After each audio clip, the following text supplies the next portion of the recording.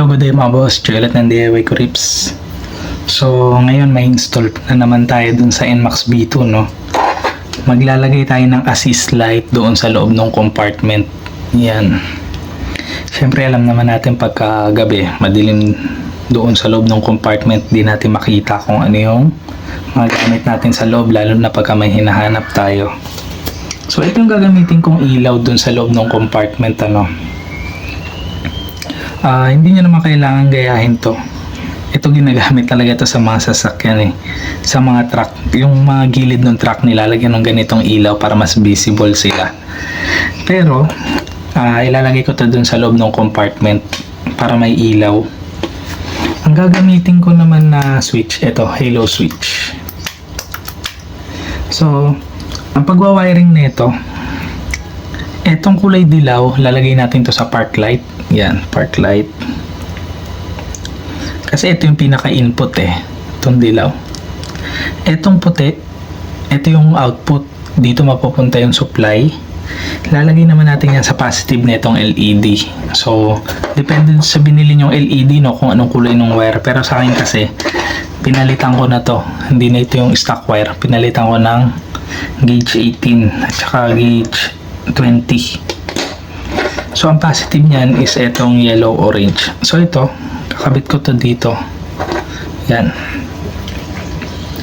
Di bali, meron na tayong supply, meron na tayong output. Yan. Tapos, yung negative na itong LED natin, lagay ko lang to sa body ground.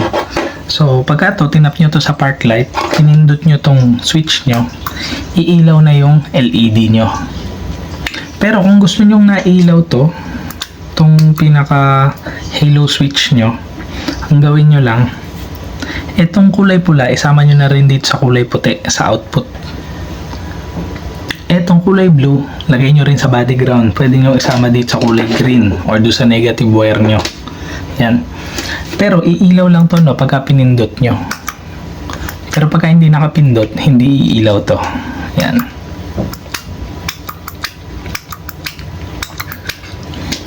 So, i-position ko na muna to doon sa NMAX compartment ko, no? Tapos papakita ko sa inyo kung saan ko sila nilagay.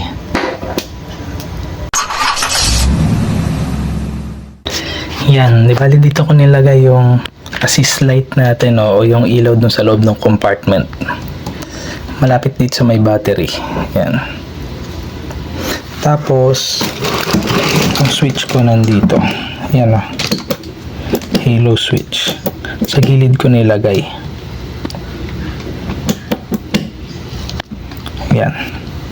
So, pwede rin naman to i-directa nyo sa battery kung gusto nyo. May switch naman eh. Yan o. Mangyayari, imbis na doon kayo sa park light pagtatap, itap nyo na sa positive ng battery. Tapos yung negative nito, tap nyo na rin sa negative ng battery. Yan. So, mangyayari, yung positive, dadaan muna sa switch. Tapos yung kabila, papunta na dito sa positive ng battery. Tapos yung negative nito, papunta na dito sa negative ng battery. Yung negative ng halo switch, sama nyo na rin dito. Yan. Ganun lang. I-wiring ko muna, no? Kasi hindi pa naka-wiring yan eh. Ito. Yan, i-ayos ko muna.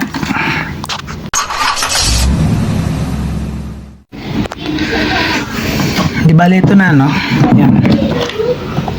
So, ayan na yung wiring. Pumunta dyan. Ilabas ko dito. Ayan na siya. So, nilagyan ko ng glue stick. Para nandun lang siya sa loob. Di na siya malalaglag. Yan. Tapos, ito yung wire na itatap doon sa harness. So, gagawin ko tong socket type, ano? Yan. Susukatan ko pa kasi kung gaano kahaba dapat yung isusobra. Pero ito na yung pinaka wiring niya. Yan. Tinago ko na lang doon sa parang loob. Parang ganyan, no? Sa ganito. Yan. Pinasok ko lang dyan. Tapos ginglue stick ko na. Tapos kung yung glue stick nyo gusto nyo maging pantay na ganyan, kasi syempre binabaril-baril nyo yun, hindi yan magpa-flat. Kung gusto nyo mag-flat, after nyo ilagay yung glue stick, hit ganin nyo. Yan, para medyo pumulat. Ayan, oh. Mas maganda siya ngayon compared dun sa binaril-baril nyo lang. So marami na akong tutorial na pinakita ko yan ano. Yung after nyo gamitan ng glue gun, gagamitan nyo naman ng heat gun para maging smooth yung surface. Yung dito, hindi ko na nilagyan. Hindi naman na kasi matatanggal yan. Talaga nakaganyan na yan dyan. Ito lang kasi lalawlaw to eh. Yan, so nilagyan ko para at least hindi makalat. Tapos ito na lang. Yan. So, isusukatan ko pa kasi to. Tapos saka ko nalang puputulan. Tapos lalagyan ko ng socket.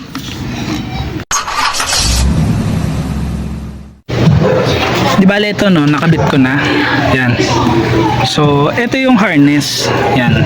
Pwede nyo buksan yan. Diyan nyo na itap yung mga wire na kailangan nyo. Ayan, pagkapang yan papunta dito eh. Ayan. Hanggang papunta dito sa likod. Ngayon, ite-testing natin, no? So, yung park light, basta in-on nyo yung susian nyo, may daloy na agad yun. So, on natin yung susian.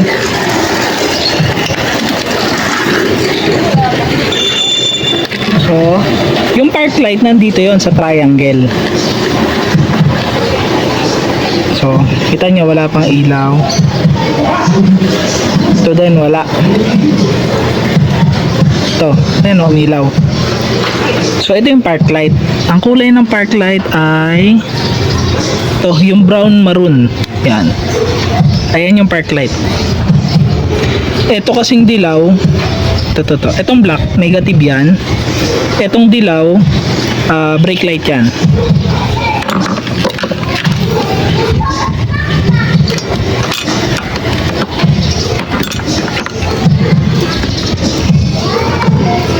Yan. Magbe-brake ako. Ayan o. Tignan nyo, umiilaw. So, yung dilaw, brake light yan. Yan. Ayan o. Magbe-brake ako. So, yung black, negative. Yung yellow, brake light.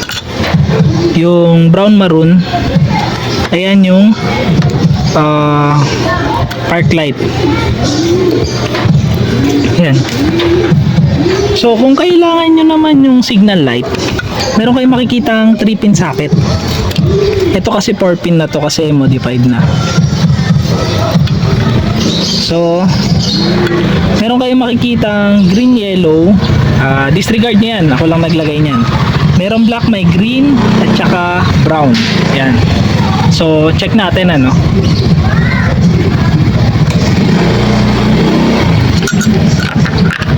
Right signal.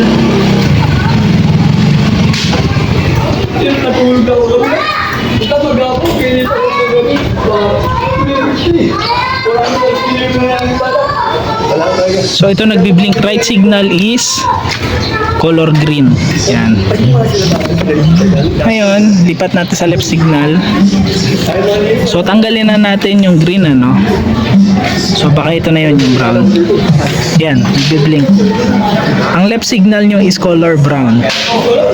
Ang right is green. Ang left is color brown. Yung black, ground din yun or negative. Yan. So dyan lang kayo magtatap pagka kailangan nyo ng mga signal light na wire, brake light wire at saka park light na wire. Yan. Yan. Di ba ito na yung wiring connection na ginawa natin, no? Socket type. Yan. Nabutan lang tayo ng ulan. Tapos ayun na yung light assist natin, ano? So, tignan natin ngayon. So, pagka pinindot natin yung switch dito, yan. So, maganda yan, ano? Lalo na pagkagabi. Syempre, tanghali lang ngayon. Yan, oh. So, tapusin na natin tong video na to, no? Ingat kayong lahat. Ride safe. God bless.